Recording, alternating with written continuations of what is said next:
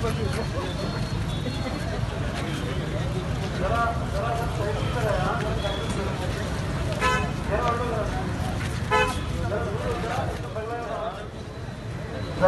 तरफ दिखी जाए तो अच्छा है।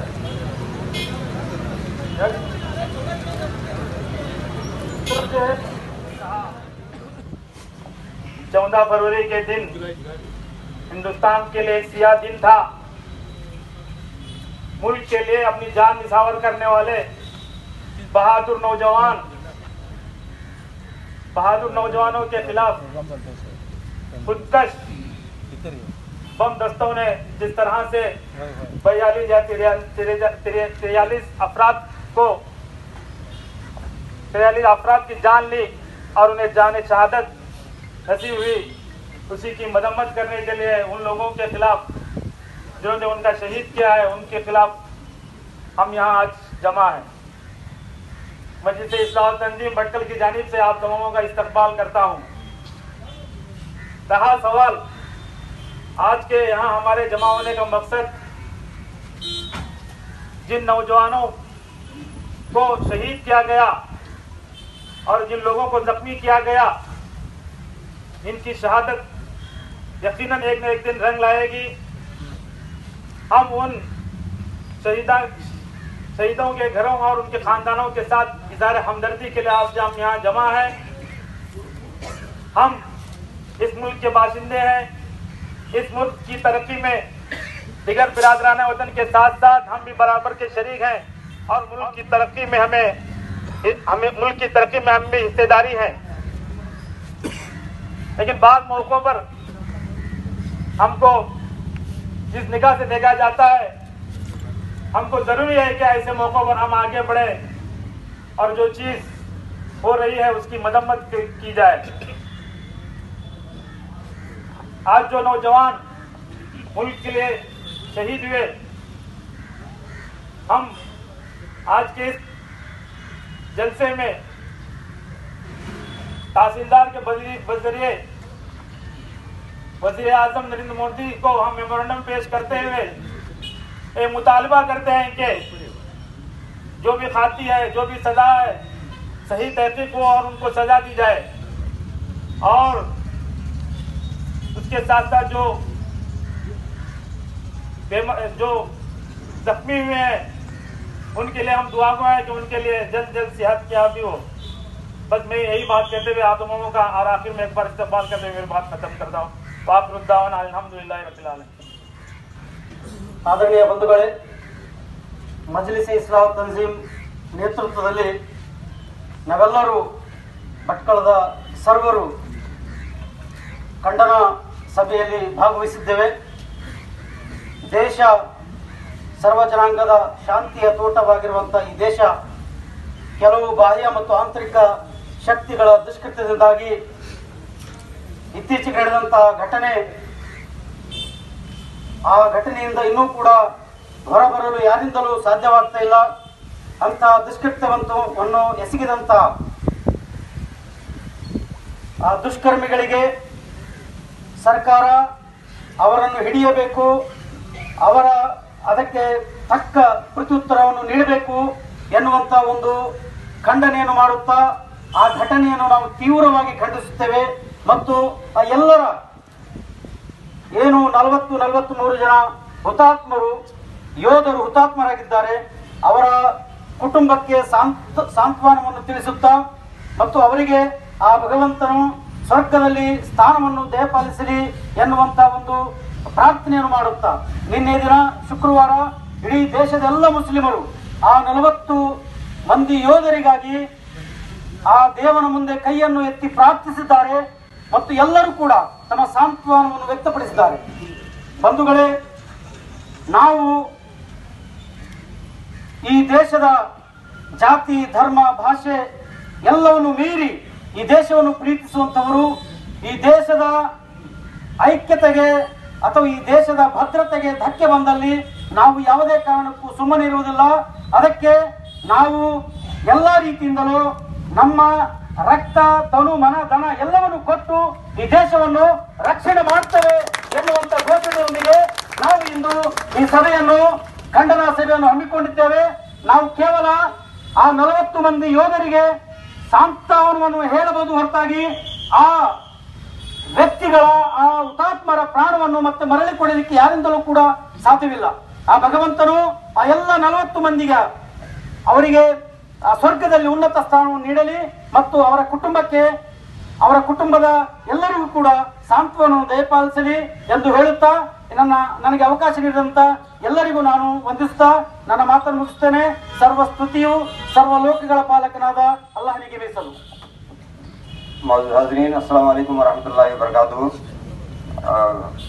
मोहतरम रज़ा मानी साहब ने कनाडा में जो बात कही वही बात मुझे कहना है।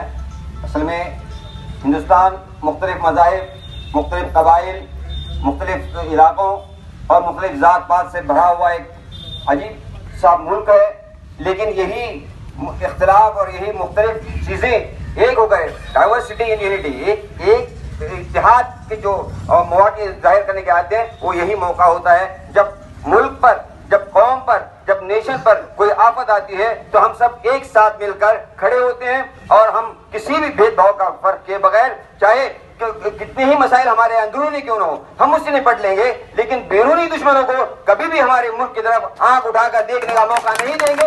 ये ऐलान हम करना चाहते हैं। मसाइल हैं और मसाइल होते रहेंगे, दुनिया के तमाम ममालिक में मसाइल हैं, ऐसा नहीं कि कोई भी मुल्क शांत है, लेकिन वो मसाइल अपनी जगह, लेकिन कौम की सलामती, मुल्क की सलामती, इंटीग्रिटी और सॉवरेनिटी ये सबसे पहली चीज है और इस पर आंच आने के लिए हम कभी भी नहीं देंगे। जैसे इस मुल्क के 100 करोड़ से ज्यादा लोग इस मुल्क में मौजूद हैं, वो सब के साथ हम लोग खड़े हुए हैं और इस दुख की घड़ी में हुकूमत अगर जी की हुकूमत के हमारा इख्तिलाफ हो सकता है नजरियाती, लेकिन इस वक्त हुकूमत के साथ हम खड़े हैं, फौज के साथ हम खड़े हैं और इस मुल्क के मफाद के साथ हम खड़े हुए हैं और किसी भी वक्त पर किसी भी किस्म की कुर्बानी देने के लिए हम तैयार हैं। ये पैगाम मजलिस इस्लाह तंजीम की प्लेटफॉर्म से बढ़कर के मुसलमानों की तरफ से मुल्क को हम देना चाहते हैं। इस इजलास का यही मकसद है और मस्जिद में आपको वक्त ले हुआ है, अपनी बात खत्म करता हूँ। शुक्रिया। अस्सलाम वालेकुम। To Honorable Prime Minister Office, New Delhi, India. Subject: condemning cowardly terrorist attack and standing by the families of the martyrs. Respected Sir, Majlis-e-Islah Tanzeem Bhatkal condemns in the strongest possible terms the cowardly terrorist attack on our brave security forces in Pulwama, Jammu and Kashmir on 14th February 2019. We are extremely pained by this inhumane act of terrorists which have cost us precious life of CRPF Jawans. We strongly reiterate our support to the Government of India in this hour of distress and grief. The Government of India should be firm and committed to take all necessary measures to safeguard the national, as this happens to be a matter of grave concern and hence no compromise should be taken with the security. We call for those behind this attack to be brought to justice. We demand that sponsored terrorism and terror groups should be immediately dismantled and they should be brought down. In the last few years, we have lost the lives of more than 350 paramilitary forces in different terror-related activities within the territory of India. The Government of India has to take concrete steps to ensure the safeguard of its security forces and hence ensure such terror attacks don't happen in future. In tribute to our brave soldiers who have lost their lives, Majlis-e-Islah Tanzeem express deep distress, concern, sympathy and offer our condolences to the family members of our fearless security personnel who have made supreme sacrifices.